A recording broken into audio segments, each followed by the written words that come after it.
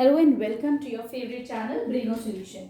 देखो आज हम पढ़ेंगे चैप्टर फाइबर टू फैब्रिक। देखो सबसे पहले देखते हैं कि लाइफ के लिए सबसे बेसिक चीज क्या होती है। लाइफ के लिए बोलते हैं ना, खाना, कपड़ा और मकान। दीज थ्री थिंग्स, ये तीन चीजें बहुत इंपॉर्टेंट है जिंदगी के लिए, ठीक है, या उनको बेसिक एमिनिटीज बोला जाता है लाइफ की। क्या क्या है वो? एक तो फूड हो गया आपका, ठीक है, दूसरा आपके क्लोथ्स हो गए, कपड़े हो गए, और तीसरा आपके लिए शेल्टर हो गया। क्या? एक तो खाना हो गया पेट भरने के लिए, कपड़े हो गए पहनने के लिए, और शेल्टर हो गया, सर पे एक छत हो गई, ठीक है। तो देखो बेसिकली फूड क्या होता है, बहुत रिच और वैसी चीजों को नहीं बोला जाता है, बेसिक जिससे आपका पेट भर सके। ऐसी कपड़ा है जो बेसिक कपड़ा होता है, बहुत लग्जूरियस कपड़ा आपके बेसिक उसमें नहीं आएगा, नीड में नहीं आएगा, ठीक है। तो अभी यहाँ पे हम जो बात करेंगे, हम यहाँ आपकी क्लोथिंग की बात करेंगे, ठीक है। तो देखो फाइबर क्या होता है, बेसिकली चैप्टर का नाम है फाइबर। फाइबर का मतलब होता है थ्रेड, ठीक है, जो कोई भी धागा जिससे आपके कपड़े बनते हैं, that is called as fibre, ठीक है। तो आप फाइबर को you can even call it as thread, ठीक है, क्लियर है। अब बात करते हैं फाइबर, देखो किस किस चीजों का बना होता है। देखो फाइबर्स की कुछ टाइप होते हैं, जैसे कि सिल्क का होता है, कॉटन होता है, नायलॉन होता है, बोलते हैं ना नायलॉन का कपड़ा है, सिल्क का है, वूल का है, ठीक है, क्लियर है। इसमें कुछ नेचुरल होते हैं और कुछ आर्टिफिशियल होते हैं। तो देखते हैं हम natural, as the name suggest, नाम से ही बता रहे हैं। नेचुरल क्या होते हैं? जो हमें खुद ब खुद ही मिलते हैं, जैसे कि प्लांट से, एनिमल से, ठीक। और जो आर्टिफिशियल होते हैं फाइबर्स, वो कैसे होते हैं? जो हम मशीन से प्रिपेयर करते हैं, ठीक है। तो अब हम अगर देखते हैं तो देखो यहाँ पे सिल्क है, कॉटन है, ये नेचुरली मिलते हैं हमको। किस किस चीजों से? प्लांट से मिलता है, एनिमल से मिलता है, क्लियर है, ठीक है। और जैसे वूल है, वूल कैसा है? नेचुरल फाइबर है। वूल हमें किससे मिलता है? शीप की स्किन से मिलता है, क्लियर है, ठीक है। देखो अब हम देखते हैं थोड़ा सा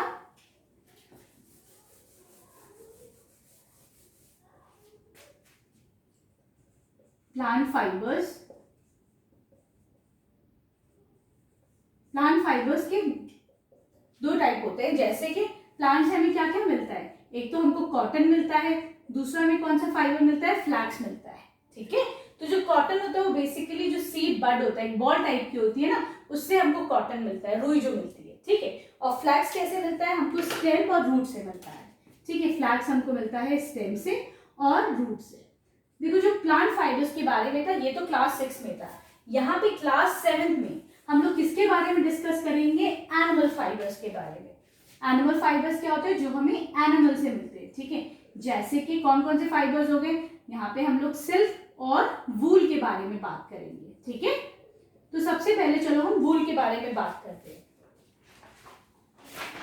वूल देखो हर बच्चे को पता है, एवरीबॉडी नोज। वूल कहाँ से हमें मिलता है? It is basically drive from hairs of sheep and wool, sorry sheep and goat, ठीक है। जिसके बाल होते हैं शीप के और गोट के, उससे हमको वूल मिलता है, ठीक है। लेकिन और भी जगह से हमको वूल मिलता है। कहाँ से? एक एनिमल होता है अल्पाका, ठीक है, यहाँ से मिलता है हमको। कैमल से मिलता है, ठीक है। और याक से भी जो हमको उसके हेयर मिलते हैं उनको हम क्या कहते हैं? वूल कहते हैं, ठीक है, क्लियर है। अब देखो जो वूल मिला है उसकी भी क्वालिटी होगी। अगर वो बहुत फाइन होगा, ठीक है, कुछ फाइन होते हैं, कुछ कोर्स होते हैं, ठीक है, तो वो जो क्वालिटी डिपेंड करती है वो डिपेंड करती है शीप ब्रीडिंग पर। ब्रीडिंग क्या होता है कि हमने क्या करा? शीप की सिलेक्टिव अच्छी अच्छी ब्रीड्स ली शीप की, उनको साथ में उनसे क्या हुआ, जो उनसे नेक्स्ट जो प्रोडक्शन होगा, जो आपका वूल मिलेगा वो कैसा होगा? उसका अगर हमने सिलेक्टिव ब्रीडिंग करी है तो हमें अच्छी वूल मिलेगी, ठीक है। अच्छे शीप लोगे तो अच्छी वूल मिलेगी, है ना। सिलेक्टिव ब्रीडिंग की वजह से इसकी क्वालिटी में बहुत वो फर्क पड़ता है, ठीक है। वूल आपको अच्छी मिलेगी अगर आपकी अच्छी ब्रीडिंग होगी, अगर अच्छी नहीं होगी तो आपको कोर्स मिलेगी, ठीक है, क्लियर है।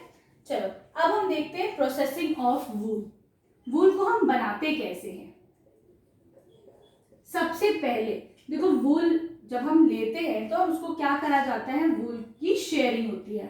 अब देखो शेयरिंग की स्पेलिंग देख लेना, शेयरिंग ऑफ वूल। इसका मतलब क्या होता है कि जो शीप होती है, अभी हम शीप लेके चलते हैं, जैसे हम शीप की जब स्किन निकालते हैं, उसकी जो फ्लीस होती है, जो उसका फर बोलते हो आप, है ना, फ्लीस जो होती है, उसको जब हम उतारते हैं, जब मुंडन होता है, जब बाल कटते हैं, तो जिसे मशीन होती है ना उससे करा जाता है, या फिर कैंची से होता है, सिजर से होता है, ठीक है। तो सेम जो वूल की जो फ्लीस उतारी जाती है उस प्रोसेस को शेयरिंग कहा जाता है, ठीक है। अब वो किस किस चीजों से करी जाती है, या तो आपकी सिजर से हो गई, ठीक है। दूसरा तरीका क्या है, इलेक्ट्रिकली ड्रिवन, जो उसका रेजर आता है, ठीक है। आप उसको बोल सकते हो इलेक्ट्रिकली ड्रिवन शेयर, ठीक है। क्लियर है। इससे हम शीप की स्किन को, जो उसके जो फ्लीस है उसको हटा लेते हैं, ठीक। दूसरी बात, अगर आपकी शीप जो है वो अगर जिंदा है, ठीक है, आपने तब उसका वूल निकाला, उसकी फ्लीस निकाली, तो वो बोला जाता है क्लिप्ड वूल, ठीक है। दिस इज इंपॉर्टेंट थिंग, इसको क्लिप्ड वूल कहा जाता है। लेकिन अगर आपकी वही जो एनिमल है वो अगर डेड है, मरा हुआ है, ठीक है, फिर आपने उसके बाल उतारे, उसको मुंडन किया उसका, तो उसको हम बोलते हैं पुल्ड वूल। क्लियर, ठीक है। ये चीज समझ में आ गई, दोनों में डिफरेंस समझ में आ गई। चलिए अब देखते हैं, ये तो हमारा हो गया फर्स्ट स्टेप, शेयरिंग, इसकी प्रोसेसिंग में फर्स्ट स्टेप हो गया। क्लियर। अब जब हमने वूल उतार ली, अब हम क्या करेंगे उस वूल का, देखो अब जब वूल हमारे पास आ गई है तो जो सेकंड स्टेप होता है उसको बोला जाता है स्कोरिंग, ठीक है। अब देखो उसके अंदर बहुत सारे जर्म्स, बैक्टीरिया, बहुत सारी उस वूल में चीजें लगी होंगी, ठीक है। तो उसको क्या किया जाता है, वॉशिंग की जाती है इसका, ठीक है। पहले तो वॉशिंग इन टैंक्स होता था, बहुत बड़ी बड़ी टैंक्स होती थी, उनके अंदर इसको वॉश किया जाता था just to remove the grease और द डर्ट, है ना। इसमें से ग्रीस निकालो, डर्ट निकालो और डस्ट, राइट। लेकिन अब क्या होता है, अब मशीन से भी इसकी वॉशिंग होती है, ठीक है। अब तो हर चीज इतनी एडवांस हो गई है, ठीक। तो अब जो है मशीन के थ्रू जो है इसकी सारा जितनी भी इसके अंदर गंदगी होती है उसको वॉश कर दिया जाता है, और इस प्रोसेस को हम क्या बोलते हैं, स्कोरिंग बोलते हैं, ठीक है। समझ में आया। अब आगे बढ़ते हैं। अब देखो हमारी जो वूल है वो पूरी वॉश भी होगी, धुल गई है, ठीक है। अब जो नेक्स्ट स्टेप होता है वो होता है सॉर्टिंग। सॉर्टिंग का मतलब क्या होता है, देखो वूल कुछ बड़े साइज की होती है जो हमारे पास थ्रेड्स आए, और कुछ छोटे साइज के होते हैं, ठीक है। और कभी कभी जैसे स्मॉल फ्लफी फाइबर जो जाते हैं उनको हम लोग क्या बोलते हैं, बर्ड्स भी बोलते हैं, ठीक है। बर्ड्स क्या होता है, स्मॉल फ्लफी फाइबर जो स्वेटर्स में किसी चीज में आ नहीं जाते उसको बर्ड्स बोलते हैं, उनको भी रिमूव किया जाता है बाय हैंड, ठीक है। तो इसको क्या बोलते हैं, हम सॉर्टिंग बोलते हैं। जैसे बड़े धागे अलग करना, स्मॉल को अलग करना है, ठीक है, तो इसको बोलते हैं हम सॉर्टिंग। समझ में आ गया। अब देखो जब ये जो लोग होते हैं बेसिकली जो इसको सॉर्ट करने में जो काम करते हैं, मदद करते हैं, उनको एक डिजीज होती है, ठीक है, क्योंकि वो क्या करते हैं, अपने हाथों के थ्रू ही तो करते हैं, तो उनको उसको जो डिजीज होती है वो that is called as sorters disease, ठीक है। वहां पे एक बैक्टीरिया होता है, उसका नाम होता है एंथ्रैक्स। जो ये वूल होती है इसके अंदर बैक्टीरिया होता है, that is called as anthrax. तो इस एंथ्रैक्स की वजह से जो है उनकी एक ब्लड में एक डिजीज हो जाती है, ठीक है। क्लियर है। और इस डिजीज का नाम होता है सॉर्टर्स डिजीज। तो इसका ये लोग क्या करते हैं कि ये लोग प्रॉपर अपने ग्लव्स पहनते हैं अपने हाथों पर, के जो है इनके हाथों पे या इनकी बॉडी में ये बैक्टीरिया ना लगे। क्लियर है, ठीक है। चलो अब जो नेक्स्ट स्टेप हो गया वो होता है आपका, इसकी डाइंग हो जाती है। जो आपकी शीट वो जो सॉर्टिंग होके जो आपकी वूल आई है आपके पास, तो भाई आपको तो व्हाइट कलर में नहीं मिलती है ना, प्लेन कलर में, आपको डिफरेंट कलर के आपके स्वेटर्स बनते हैं, आपका सामान बनता है, तो उसको हम डाई करते हैं, ठीक है। डिफरेंट कलर में वो डाई हो जाता है, फिर उसके बाद वो यार्न्स के अंदर रोल हो जाता है ताकि आप आराम से उसको ले सके, उसको यूज कर सके, ठीक है। उसका आपके जो फैक्ट्री में जाके जो सामान बनना है वो सामान बन जाता है। क्लियर है, ठीक है।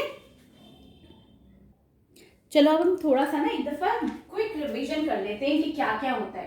पहले हमारे पास शीप की स्किन होती है या फर होता है, ठीक है। फिर क्या करते हैं हम उसको जो है रिमूव करते हैं उससे, तो उस प्रोसेस को क्या बोलते हैं, शेयरिंग बोलते हैं, है ना। फिर उसको वॉश करते हैं, जो वूल निकला उसको वॉश करते हैं, उसको क्या बोलते हैं, स्कोरिंग बोलते हैं, राइट। अब जो स्कोरिंग हो गई, जो अब वूल आ गए, अब हम उसको क्या करते हैं, सॉर्टिंग करते हैं, ठीक है। सॉर्टिंग करके बड़े अलग छोटे अलग जो बर्ड्स आते हैं उनको हाथ से पिक आउट कर देते हैं, ठीक है। आफ्टर दैट क्या होता है, इसकी जो रिमूवल ऑफ बर्ड्स हो जाएगा। फिर क्या होगा, फिर इसकी डाइंग शुरू होगी, ठीक है। कंफ्यूज नहीं होना, वो मरने वाला डाई नहीं, यहाँ पे डाई इनको रंगवाने वाला है, ठीक है। चलो उसके बाद क्या होता है, last thing is rolling into the yarns, है ना, ताकि ये फैक्ट्री में जाके इससे आपका प्रोडक्ट बन सके जो उसका बनना है। क्लियर है? चलो अब इनकी थोड़ी सी क्वालिटी के बारे में बात कर लेते हैं कि जो वूल हमको मिली है उसकी क्वालिटी कैसे हम लोग डिफाइन करेंगे कि क्वालिटी कैसी है। ठीक है, जज करने के लिए तो कुछ चीजें चाहिए होती है, जैसे इंसानों को जज करते हैं ना कि भाई इसके अंदर ये क्वालिटीज है तो ये बंदा बहुत अच्छा है। ठीक है, वैसे ही वूल का भी मामला है। ठीक, तो देखो वूल का क्या होता है, जितनी हमारी वूल थिन होगी, thinner the wool better the yarn. ठीक है, जितनी थिन होगी, जितनी पतली होगी, उतना अच्छा हमारा वूल निकलेगा। क्लियर है? मोटी अगर हुई तो उसकी क्वालिटी अच्छी नहीं होती। ठीक है, याद रहेगा। दूसरी बात है उसके अंदर कुछ कर्ल्स होते हैं। ठीक है, या फिर आप बोलते हैं इनको क्रिम्स। ठीक है, कर्ल्स बोलो या फिर क्रिम्स बोलो। ठीक, जितने ज्यादा कर्ल्स होते हैं, क्रिम्स होते हैं, उतना ही ज्यादा ये बेटर होती है उसकी क्वालिटी। या फिर हम बोल सकते हैं 1 सेंटीमीटर में जितने नंबर ऑफ क्रिम्स ज्यादा होंगे। ठीक है, this is also very important, number of crimps per centimetre, जितने ये ज्यादा होंगे उतनी अच्छी क्वालिटी होगी। क्लियर है? ठीक है, चलो तीसरा पॉइंट है जो उसकी वूल लेंथ होती है, शॉर्टर द फाइबर लेंथ। ठीक है, उतनी अच्छी वूल होती है। ठीक है, अब हमने 3 पॉइंट्स पढ़ लिए, जितनी पतली होगी, जितने ज्यादा कर्ल्स होंगे और जितना छोटा वूल का साइज होगा, फाइबर का साइज होगा, उतनी अच्छी आपकी क्वालिटी होगी। ठीक, अब हम देखते हैं थोड़ा यूजेस का पढ़ लेते हैं, है ना। देखो कहाँ कहाँ हमारा वूल जो है वो यूज होता है। भाई सबसे पहले बच्चे बोलेंगे कि मैम ये तो हमारे स्वेटर्स बनने के काम आता है कि नहीं। तो पहला तो आपकी क्लोथिंग के लिए हो गया, है ना, कपड़े बनते हैं, इसके स्वेटर्स बनते हैं। ठीक, दूसरा आपके कार्पेट्स भी बनते हैं वूल के, है कि नहीं। सब क्या होते हैं ना, जितना वूल जो है आपका कार्पेट मोटा हो उतना अच्छा कार्पेट होता है ना। चलो फिर क्या होता है, एक चीज आती है वूल फेल्ट। देखो जहां पे आपको नॉइस नहीं चाहिए, अगर जैसे मैं इस कमरे में वीडियो बना रही हूँ, मुझे यहाँ का बाहर की नॉइस नहीं चाहिए। ठीक है, तो मैं क्या चाहूंगी कि मेरे जो कर्टेन्स हो वो कैसे हो, साउंड प्रूफ हो। ठीक है, तो यहाँ पे मेरे लिए क्या बेस्ट रहेगा कि मैं वूल के साथ सिल्क के ये कोई और कपड़ा है कुछ मिला के ऐसे कर्टेन्स बनाऊं। ठीक है, तो उससे क्या होगा, ये एज अ साउंड बैरियर काम करता है। ठीक है, ठीक, वूल फेल्ट का मतलब यही होता है जो आपका साउंड बैरियर की तरह काम करता है। फिर क्या होता है कि आपका बहुत ज्यादा साउंड उस जगह नहीं आता है। क्लियर है? तो ये भी इसका वूल का एक बहुत बड़ा काम यूज ये भी होता है। ठीक है, क्लियर है। और कर्टन वगैरह ये भी आप बना सकते हैं, या अपने घर का सामान है। ठीक है, अब हम देखते हैं प्रॉपर्टीज, वूल की क्या क्या प्रॉपर्टीज होती है। तो देखो इट इज हार्ड वेयरिंग। ठीक, पहला तो ये हो गया इट इज हार्ड वेयरिंग। ठीक है, दूसरा हो गया इट एब्जॉर्ब्स मॉइस्चर। ठीक है, जब हम पहनते हैं कपड़ा तो क्या करता है, जो मॉइस्चर आता है उसको वो एब्जॉर्ब करता है। ठीक है, दूसरी बात है अगर आप वूल को जलाते हो, ठीक है, इफ यू बर्न द वूल, तो क्या होता है जब ये जलने के बाद छोटे छोटे ब्लैक बीड्स टाइप के बन जाते हैं। ठीक है, उसको हम स्मोल्डर्स कहते हैं। तो जब आप जलाओगे वूल को तो वो ब्लैक स्मोल्डर्स बन जाएंगे, गोले से बन जाएंगे ब्लैक बीड्स टाइप के। ठीक है, क्लियर है। तो ये भी एक इसकी प्रॉपर्टी होती है वूल की। ठीक है, ये एकदम जलता नहीं है, जल के ये बीड्स टाइप का बन जाएगा। ठीक है, तीसरी बात क्या है, इट इज लाइट वेट, बहुत ही लाइट वेट होता है कि नहीं। आप अच्छा ये भी देखा होगा, हर बच्चे ने बोलते हैं ना, देखो ये स्वेटर या शॉल, जो वूल की शॉल होती है, पश्मीना शॉल बोलते हैं ना, ये अंगूठी में से निकल जाएगा, एक रिंग में से निकल जाएगा। तो जितना लाइट वेट होती है आपकी, जो प्योर होती है वूल, दैट इज उतनी ही वो लाइट वेट होगी।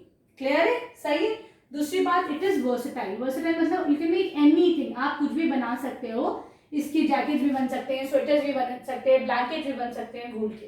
ठीक है, रेस्ट्रिक्टेड नहीं कि सिर्फ यही बन सकता है, ये नहीं बन सकता है। क्लियर? चौथी बात है इट डज नॉट रिंकल, ये आपका श्रिंक नहीं होता है। ठीक है, वो सॉरी श्रिंक बोल रही है, इसके अंदर ना सिलवटे टाइप की नहीं पड़ती है। अगर आपने मशीन में अपने कपड़े और स्वेटर धोए, कपड़े तो देखो आपको आयरन करना पड़ता है, लेकिन आप जो है कभी भी स्वेटर्स यूजुअली घर में आयरन नहीं होते। ठीक है, अगर बहुत ज्यादा स्वेटर बिल्कुल ही गुचड़ गुचड़ करके रख देंगे तो फिर भी एक बार को जरूरत पड़ेगी, लेकिन अदरवाइज डेली बेसिस पे आप कभी भी अपने स्वेटर्स को प्रेस नहीं करते हो ना। तो इसकी वेरी इंपॉर्टेंट प्रॉपर्टी है कि ये रिंकल नहीं करता है। क्लियर? ठीक है, एक और देखते हैं, it is resistant to dirt and wear and tear. तो आप मतलब इजीली इसको पहन सकते हैं, बहुत ज़्यादा डेलिकेट टाइप का नहीं होता है, ठीक है। तो एक प्रॉपर्टी क्या है, it is resistant to dirt wear and tear, ठीक है, क्लियर है। चलो अब हम पढ़ते हैं अपना सिल्क के बारे में, ठीक है। ये भी बहुत इंपॉर्टेंट फाइबर है सिल्क। देखो सिल्क की थोड़ी सी हिस्ट्री पढ़ लेते हैं, ठीक है। देखो सिल्क जो है it came around 6000 years ago. कितने साल पहले की कहानी है भाई सिल्क की, 6000 ईयर्स ओल्ड। और सिल्क कहाँ से आया था भाई, चाइना से आया था, ठीक है। ये हमने हिस्ट्री में भी पढ़ रखा है कि Chinese they were the first to invent the silk. Silk कहाँ बना था, चाइना से तो शुरू हुआ था। तो भाई उन्हें बहुत माना जाता था पहले चाइनीज को, क्योंकि सिल्क की क्या प्रॉपर्टी होती है, it is very soft and lustrous, ठीक है। तो जो रॉयल लोग होते थे वो पहनते थे। सिल्क बहुत ही महंगा था, पहले तो अफोर्डेबल नहीं था एक नॉर्मल लोगों के लिए, मिडिल क्लास लोगों के लिए, लेकिन आजकल तो हर आदमी सिल्क पहन सकता है, ठीक है।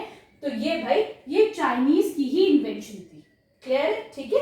तो they were the first to make the silk from the silk worm. और ये कहां से आता है, सिल्क सिल्क वॉर्म से आता है, ठीक। चलो अब हम आगे बात करते हैं।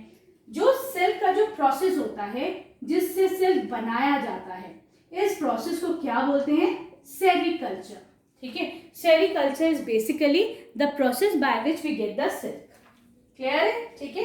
चलो या बोल सकते हैं, उसको लिख सकते हैं प्रोसेस ऑफ ऑब्टेनिंग सिल्क,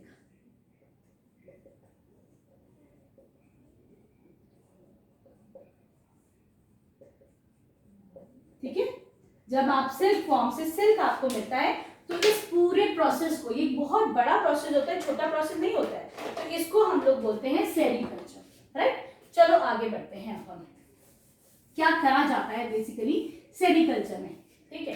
तो देखो सिल्क जो फार्म होता है उसमें फीमेल सिल्क जो होती है, सॉरी फीमेल सिल्क वॉर्म जो होता है, उसको क्या करते हैं, फीमेल सिल्क मॉथ्स जो है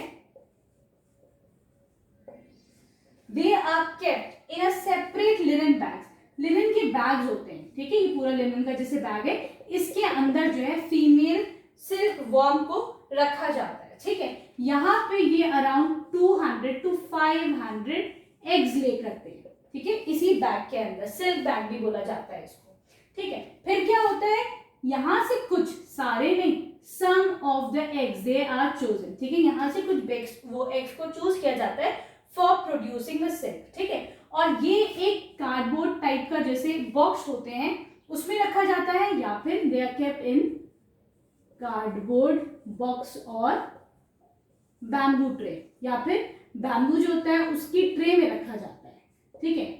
और इसको अगर हीट में रखा जाता है, गर्माई में रखा जाता है, अगर नेचुरली भी हीट दे सकते हैं, अगर आप आर्टिफिशियली हीट देते हैं तो उस जो वो जो चीज होती है उसको बोला जाता है इंक्यूबेटर, ठीक है। इंक्यूबेटर में अगर आप आर्टिफिशियली इसको हीट दे रहे हो इन एग्स को बड़ा होने के लिए, तो उसको बोला जाता है, जिसमें रखा जाता है, that is called as incubator. देखो जो बच्चे छोटे होते हैं, जो न्यू बॉर्न बेबीज होते हैं बेसिकली, उनको भी है ना, तो कहाँ रखा जाता है, इंक्यूबेटर में रखा जाता है ना। अगर उनको जो वो एक जॉन्डिस हो जाता है तो बच्चों को इंक्यूबेटर में ही रखा जाता है, आर्टिफिशियली हीट दी जाती है। ऐसे ही यहाँ पे जो एग्स होते हैं इनको अगर आर्टिफिशियली हम हीट देते हैं तो इनको इंक्यूबेटर में रखा जाता है, ठीक है। चलो अब हम थोड़ा सा आगे बढ़ते हैं।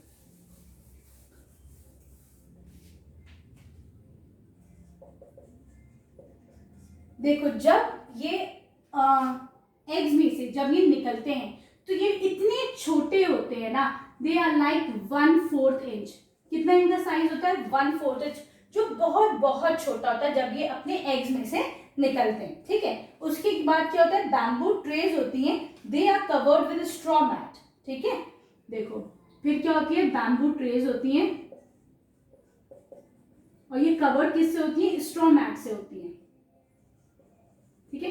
इनके अंदर कुछ मलबरी लीव्स रखी होती है, बहुत सिलेक्टेड मलबरी लीव्स, उनके ऊपर इन एग्स को रख दिया जाता है, ठीक है। तो ये इस वक्त कितना इनका साइज है, suppose it is 1/4 of inch, मतलब बहुत छोटा साइज होता है इसका, ठीक है। लेकिन जब ये मलबरी लीव्स पे बैठकर अपना फूड लेती हैं, अपना खाना लेती हैं, सपोज ये ऐसे, ठीक है, तो इनका साइज बहुत ज्यादा बड़ा हो जाता है, क्लियर है। खाने से सपोज इनका साइज इतना बड़ा हो जाता है, क्लियर है, ठीक है। तो ये एस्टिमेटेड मतलब बोला जाता है कि each worm eats about 30,000 times its initial weight. जो इनका यहाँ पे वजन होता है ये उसका इतने टाइम्स जो है खाना खाते हैं। क्या करने के लिए? इतना बड़ा होने के लिए। तभी तो आपकी मम्मी भी बोलती है ज्यादा खाना खाओ तो सिल्क वॉर्म की तरह बड़े हो जाओगे। ठीक है, इतना नहीं खाना, लेकिन कि 30 टाइम्स जो है खाना खा लो। ठीक है, अब समझ में आया? This is also important thing.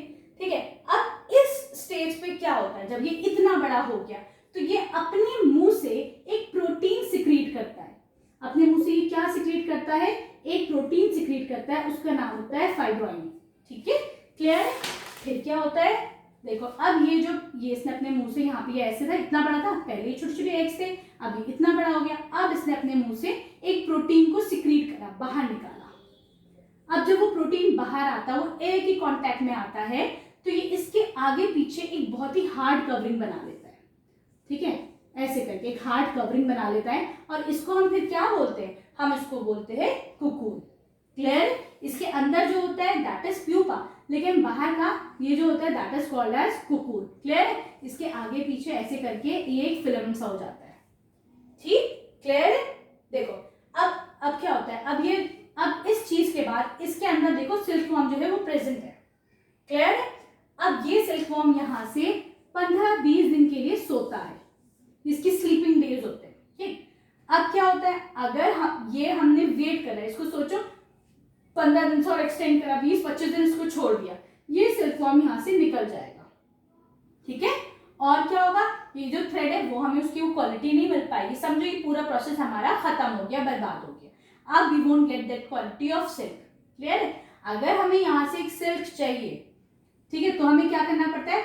इस 15 दिन के अंदर अंदर हमें इन कुकून्स को जो है बॉईल करके इनको मारना पड़ता है, अंदर के सिल्क वॉर्म को। ठीक है, ऐसे तो बड़ी ये हार्श रियलिटी हो गई, लेकिन हमें सिल्क लेने के लिए वो जो कुकून है उसको हमें बॉईल करना पड़ता है। ठीक है, इट इज बॉइल्ड एक्चुअली। ठीक, in hot water to kill the larva, it is boiled in hot water. समझ में आ गया? ठीक है, चलो, और फिर उसके बाद क्या होती है? जब सिल्क निकल गया तो भाई रील्स बनाई जाती है ना उसकी, फिर उसको बोला जाता है रीलिंग ऑफ सिल्क। इसके बाद क्या होती है? उस सिल्क की रीलिंग होती है। रील समझ गए? ऐसे किया जाता है। ठीक है, फिर उसके बाद क्या होता है? Silk fibres are then spun to silk thread. अब जो फाइबर्स निकले हैं उसको स्पन किया जाता है सिल्क थ्रेड में। क्लियर? चलो अभी हम थोड़ा सा जो है लाइफ साइकिल पढ़ लेते हैं सिल्क के बारे में, दोबारा से इसको जो है रिविजन कर लेते हैं। चलो देखो अभी हम थोड़ा सा लाइफ साइकिल दोबारा से सिल्क का डिस्कस कर लेते हैं। ठीक है, देखो क्या हुआ था? सिल्क वॉर्म ने सबसे पहले यहाँ पे एग्स लेकर है। ठीक है, अब ये एग्स में से सिल्क वॉर्म निकल गया। ठीक है, इसने अपने एग्स हैच कर दिए। इनका साइज कितना है? 1/4 ऑफ इंच। ठीक है, बहुत छोटा साइज है। क्लियर? अब ये जो कैटरपिलर निकला है, जो छोटा सा जो सिल्क वॉर्म कैटरपिलर होगा, ठीक है ना, वो देखो उसने खा पी के अपने आप को इतना बड़ा कर लिया साइज में। ठीक है, उसके बाद क्या होता है? यहाँ पर ये अपने मुंह से एक प्रोटीन सिक्रीट करता है। एक ओपनिंग होती है, 2 ओपनिंग्स होती है इसके माउथ के अंदर, उसमें से प्रोटीन सिक्रीट करता है, निकालता है बाहर प्रोटीन। ठीक है, तो ये जो प्रोटीन निकालता है इसका नाम मैंने क्या बताया था? फाइब्रोइन। ये एक वो मिलता है आपको, मल्टीपल चॉइस क्वेश्चन मिलता है जिसमें एक ये है कि फाइब्रोइन इसका आंसर होगा। ठीक है, फिर उसके बाद क्या होता है? ये अपने आगे जब एयर की कॉन्टैक्ट में ये प्रोटीन आता है जो सिक्रीट हुआ होता है, तो एक बहुत ही हार्ड कवरिंग बना लेता है। ठीक है, क्लियर? इसको क्या बोला जाता है इस स्टेज पे? It is called as cocoon. ठीक, और जो अंदर इसके क्या होता है? प्यूपा होता है। ठीक है, अब जो प्यूपा इसके अंदर होता है तो क्या होता है? अगर हमने इसी प्रोसेस पे इसको हीट करके सिल्क निकाल लिया तो वो प्यूपा डाई हो जाता है, मर जाता है। ठीक है, लेकिन अगर हमने उसको छोड़ दिया तो इसके बाद क्या होता है? हमको एक अडल्ट सिल्क मॉथ मिलेगा, सिल्क वॉर्म मिलेगा, एक अडल्ट। क्लियर है? लाइफ साइकिल समझ में आ गया? ठीक है, चलो अब हम चलते हैं थोड़ा सा दोबारा से सिल्क को डिस्कस करने के लिए। ठीक है,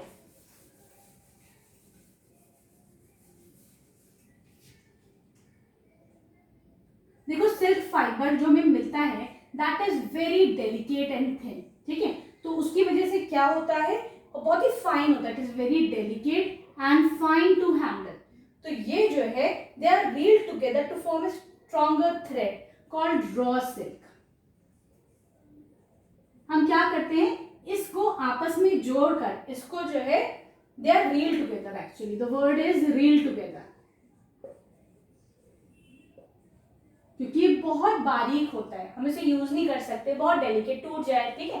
तो इसको रील टुगेदर, ठीक है, करके जो हमको सिल्क मिलता है टू मेक इट स्ट्रॉन्ग, ताकि ये स्ट्रॉन्ग हो जाए, उसको क्या बोला जाता है, रॉ सिल्क कहा जाता है, ठीक है, क्लियर। उसके बाद क्या होता है, जो हमारा सिल्क है दैट इज ट्विस्टेड, सिल्क को जो है ट्विस्ट करके, इसको ट्विस्ट करके it is produced what is known as thrown silk.